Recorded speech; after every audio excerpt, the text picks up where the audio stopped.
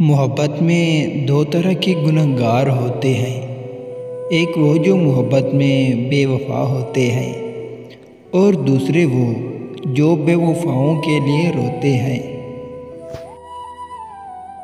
महबूब को चूमने का अमल रुक जाए तो मोहब्बत जंग आलूद हो जाती है।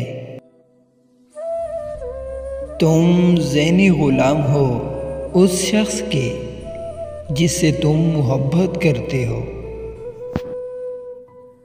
एक खूबसूरत हसीना एक जालिम तरीन डाकू से ज़्यादा ख़तरनाक होती है। हर तलाक याफ्ता औरत गलत नहीं होती, तलाक देने वाला भी तो गलत हो सकता है।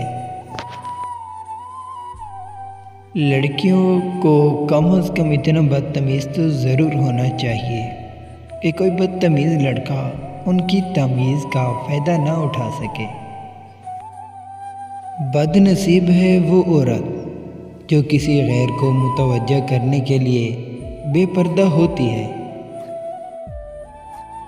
अगर औरत अपनी सास को सास की बजाय माँ समझे तो औरत की सास भी अच्छी बन जाएगी।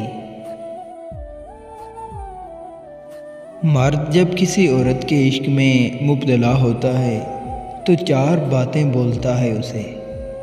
तुमसे निकाह करना चाहता हूँ, अपने घर वालों को कब भेजूँ, तुम्हें क्या चाहिए, मैं तुम्हारे लिए सब छोड़ दूँगा।